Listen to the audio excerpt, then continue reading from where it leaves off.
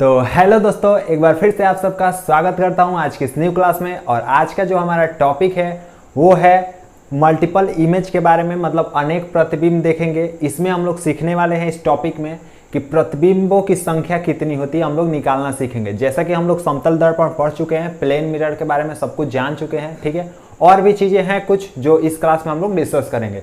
तो बिल्कुल पेन और कॉपी लेकर के साथ में एकदम लास्ट तक जुड़ जाना है वीडियो में, बिल्कुल फोकस के साथ ध्यान से बिल्कुल जुड़ जाना है। तो बिना टाइम वेस्ट किए हम लोग चलते हैं अपने टॉपिक के तरफ। तो जो ये हमारा टॉपिक है ये क्या है? मल्टीपल इमेज, अनेक प्रतिबिंब। इसको हम लोग क्या बोल सकते हैं? प्रतिबिंबों की संख्या। आप लोग पढ़ चुके होंगे या कोई नहीं भी पढ़ा होगा वो भी देखेगा कि इसमें हम लोग क्या करते हैं कि जब हम लोग समतल दर्पण पढ़ चुके हैं, ठीक है, समतल दर्पण, तो हम लोग दो समतल दर्पण को, ठीक है, किसी एंगल पे रखते हैं। दो समतल दर्पण को, जैसे एक ये समतल दर्पण हो गया और एक ये समतल दर्पण हो गया, है ना। इस दोनों समतल दर्पण को देखो, इधर कलाई किया गया है। इन दोनों समतल दर्पण को 90 डिग्री पे रख लिए मान लो, तो यही जो डिग्री है ये क्या होता है? थीटा कोण होता है। तो जब हम 90 डिग्री पे किसी दो समतल दर्पण को रखते हैं तो प्रतिबिंब कितने बनेंगे ये हम लोग इसमें सीखेंगे, ठीक है। तो जो हमारा पहले पॉइंट है वो आप लोग देख लो पहले ध्यान से। यहाँ पे यदि दो समतल दर्पण, जैसे कि मैंने बताया, दो समतल दर्पण थीटा कोण पर झुके हुए हो थीटा कोण पर, मतलब झुकना ऐसे या ऐसे हो या ऐसे हो, ठीक है, झुके हुए हो, तो उनके बीच वस्तु के प्रतिबिंबों की संख्या की गणना निम्न प्रकार से की जाती है।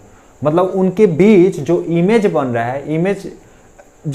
है उन दोनों समतल दर्पण के बीच, वो कितना बनेगा, किस एंगल पे रखेंगे तो कितना बनेगा, किस कोण पे रखेंगे तो कितना बनेगा, यही हम लोग डिस्कस करेंगे। तो ये हमारे इधर पॉइंट रहा। तो जो हमारा फर्स्ट है, दो तरह से हम लोग निकालते हैं। पहला कि अगर देखो ध्यान से, 360 में मतलब 360 डिग्री में 360 डिग्री अपान कितना? थीटा। जब हम लोग थीटा करते हैं, है ना, तो जिस एंगल पे, जिस कोण पे वो दर्पण होंगे, अभी मैं आराम से समझा दूंगा सब, अभी बस ये देख लो जो मैंने लिखा है, अभी मैं डिटेल में समझा दूंगा, प्लस ये भी बता दूंगा आपको आराम से निकालने का। इसमें दोनों में कोई कंफ्यूजन नहीं होगा, वो भी मैं बताऊंगा, ठीक है। पहले इसको देख लो आप लोग। अगर थीटा कोण पे झुके हुए हों तो थीटा अपान मतलब उस एंगल से क्या करेंगे, इसमें 360 डिग्री में 360 डिग्री में क्या करेंगे? डिवाइड देंगे। अगर वो ऑड आ रहा है, विषम संख्या आ रहा है, मतलब जब डिवाइड दिए और जो संख्या निकल के आई वो विषम संख्या आई। विषम संख्या तो आप लोग पढ़े ही होंगे, 1, 3, 5, 7 ये सब होता है। तो विषम संख्या आ रहा है तो हमारा क्या हो जाएगा? देन नंबर ऑफ इमेज, मतलब जब प्रतिबिंबों की संख्या कितनी हो जाएगी? इतनी ही हो जाएगी। जो नंबर आएगा वही हो जाएगा प्रतिबिंबों की संख्या। ठीक, नहीं समझ में आ रहा है? आगे अभी क्लियर हो जाएगा, डोंट वरी। इफ अगर ये जब हम डिवाइड दे, उस एंगल से डिवाइड दे कितने में? 360 डिग्री में, और वो इवन आए, सम आए, मतलब जैसे 2 आ गया, 4 आ गया, 6 आ गया, 8 आ गया, है ना, सम आ रहा है, सम संख्या, तो then image, number of image क्या हो जाएगा? मतलब वो उसमें से एक को माइनस कर देंगे तो वही हमारा क्या हो जाएगा? नंबर ऑफ इमेज हो जाएगा, प्रतिबिंबों की संख्या हो जाएगी। अब देखो बुक में भी ऐसे दिया है, कहीं पे पढ़े हो तो भी ऐसे ही पढ़ोगे। अब मैं आपको बताता हूं कि इसको कैसे आप एक लाइन में मतलब आराम से कर सकते हो, ठीक है। मैं इसको इरेज कर देता हूं, इधर इसको रहने देता हूं, इसको इरेज कर देता हूं। आप लोग नोट डाउन कर लेना वीडियो पॉज करके, ठीक है। इधर अब मैं बताता हूं।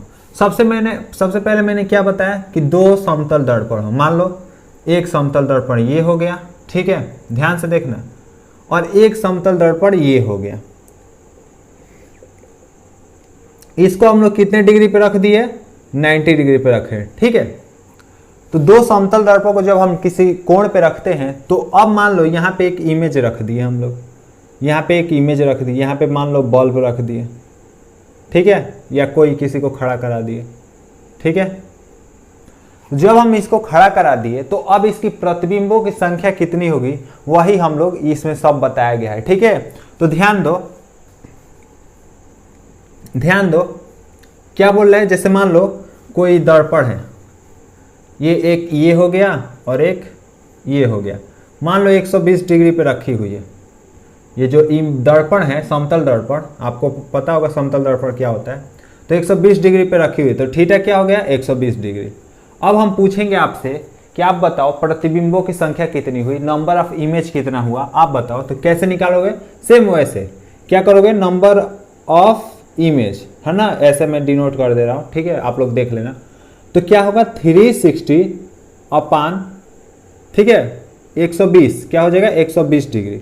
जब हम डिवाइड करेंगे तो 0 से 0 जाएगा, कितना आ जाएगा 3 आ जाएगा, डिवाइड करेंगे तो 3 आ जाएगा। तो देखो ये विषम आ रहा है ना, क्या आ रहा है विषम आ रहा है ना, ठीक है। तो अब हम इसको मतलब प्रतिबिंबों की संख्या हमारी क्या हो जाएगी, यही हो जाएगी।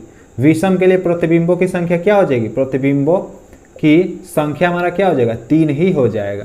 समझ में आ रहा है ना, समझ में आ रहा है बिल्कुल। प्रतिबिंबों की संख्या कितनी हो जाएगी 3 हो जाएगी। अब एक और एग्जाम्पल ले लेते हैं, एक और एग्जाम्पल, जैसे इनके इन्हीं के बीच मान लो मैंने ले लिया कितना,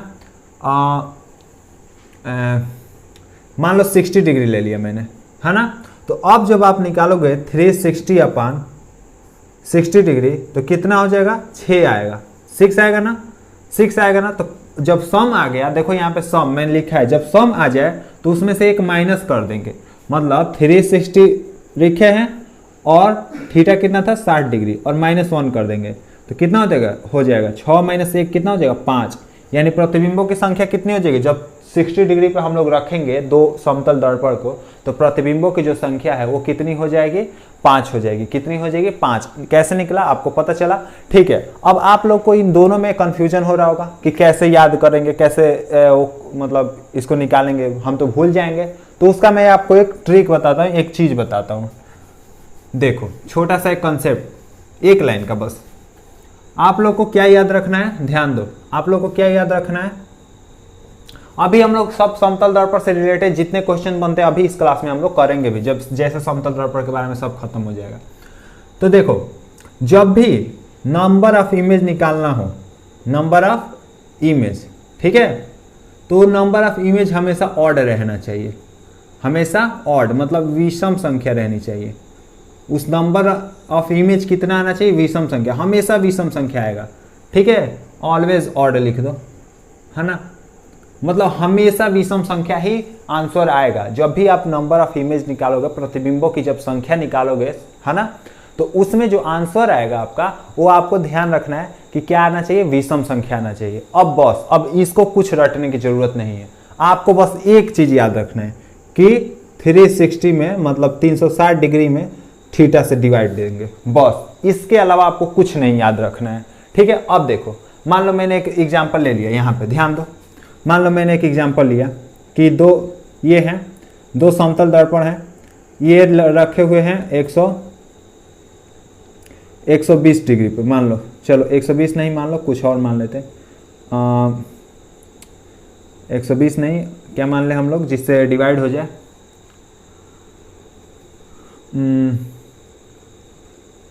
हाँ 180 डिग्री पे मान लेते हैं। कितना मान ले, ठीक है 90 डिग्री, 90 मान लेते हैं, एक बार 90 डिग्री मान लेते हैं। तो 90 डिग्री हम लोग मान लिए, ठीक है, बस चेक करने के लिए, ओके। जब 90 डिग्री पे रखा हुआ है तो देखो अब इसको निकालो, 90 से डिवाइड दे दो, कितना हो जाएगा 4 आया ना, 4 आया ना। अब आपको मैंने क्या बताया है कि क्या याद रखना है, नंबर ऑफ इमेज हमेशा क्या आना चाहिए, ऑड आना चाहिए, विषम संख्या आना चाहिए। लेकिन आया क्या है, सम, तो सम आया है तो विषम बनाने के लिए एक माइनस कर दो, कितना हो जाएगा 3 हो जाएगा, ठीक है। अब इसमें आपको कोई कंफ्यूजन नहीं होगा, बात समझ में आ रही है। बस आपको ये फार्मूला याद रखना है, ये नंबर ऑफ इमेज का कि 360 डिग्री अपान थीटा, ओके।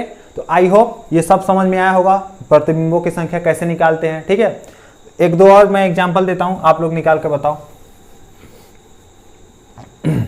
तो इसको नोट डाउन कर लेना सब, ठीक है। एक और एग्जांपल देता हूं। अब आप लोग बताओ कि 180 डिग्री पे जब रखा जाएगा, देखो यहां से क्वेश्चंस बहुत बनते हैं।